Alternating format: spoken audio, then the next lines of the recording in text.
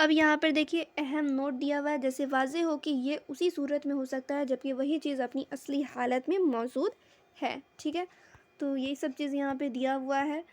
फिर देखिए अगला क्वेश्चन क्या है, कुत्ते की कीमत बाज़ारी औरत की ज़िनाकारी की कमाई और काहन की कहानत की अज़रत इस्लाम में क्यों हराम करार दी गई है, उसकी हुर्मत के सबूत के लिए कोई हदीस याद हो तो उसे इराब के साथ तहरीर करें। ठीक है, इराब के साथ तहरीर करने का क्या मतलब हुआ, यानी कि यहाँ पे देखिए इराब लगाना है, यानी ज़बर ज़ेर पेश, यानी कि कोई हदीस याद हो वो आप लोग को लिखना है इराब के साथ। ठीक है, तो ये आप लोग अपना लिख लेना। फिर आप लोग अगला क्वेश्चन देखिए, बै के शरूत तहरीर कीजिए और बै मबरूर की तारीफ़ कीजिए।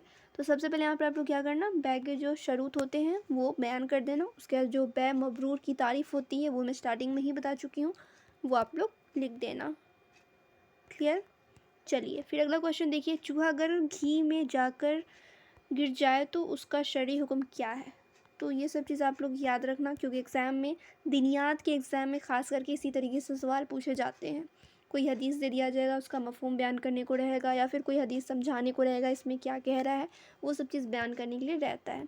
जैसे यहाँ पर आप लोग देखिए क्वेश्चन दिया हुआ है, मंदरजा वाला हदीस का मतलब बयान करना है, वाज़े करना है, ठीक है। तो ये सब आप लोग अपना कर लेना।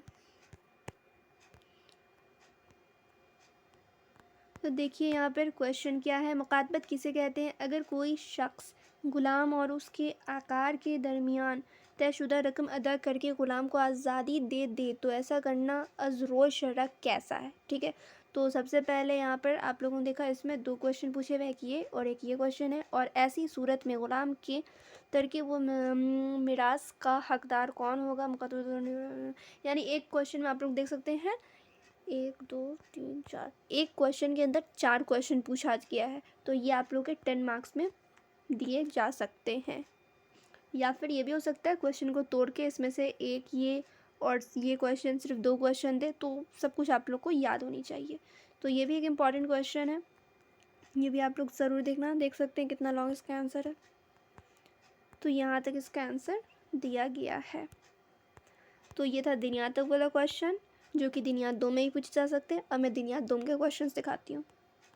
तो चलिए अब यहाँ पर आप लोग देखिए, ये है दिनियात 2 के क्वेश्चन, और उसी तरीके का क्वेश्चन है जैसे कि मैंने आप लोगों को स्टार्टिंग में बताया था, लफ्ज़ बै की तहकीक कीजिए या बै की लग़वी और इस्तिलाही तारीफ़ कीजिए, उसी टाइप का क्वेश्चन है। तो ये भी आप लोग लिख देंगे।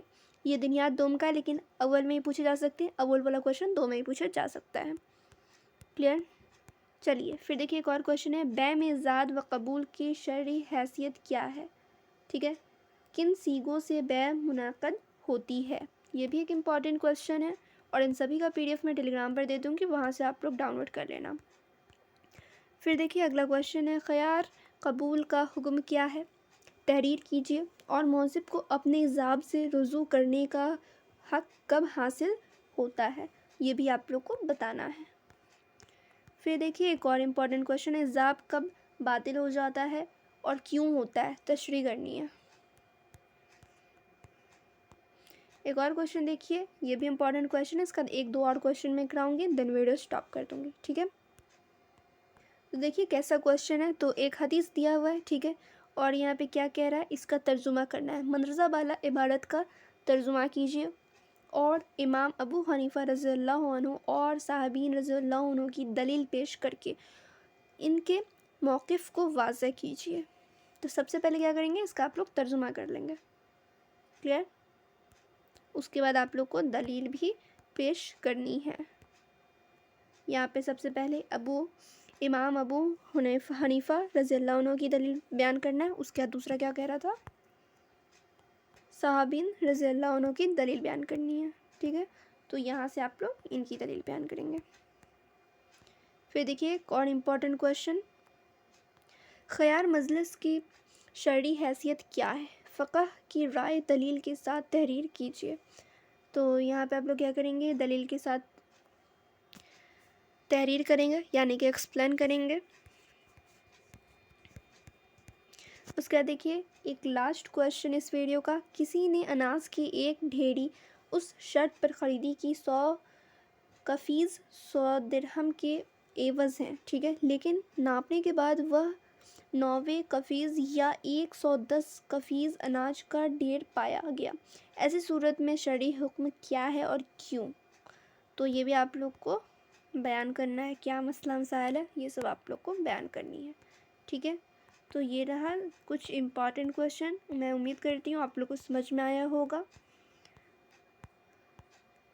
ये सारे क्वेश्चन इंपॉर्टेंट हैं, इसलिए मैं आप सभी के साथ शेयर की हूँ, और इन सभी का आंसर भी है। जैसे यहाँ पे देखिए क्वेश्चन है, तो इसका जवाब भी है, सवाल के साथ जवाब भी दिया हुआ है, अलग से ढूंढने की ज़रूरत नहीं पड़ेगी, सवाल जवाब एक ही साथ मिल जाएगा।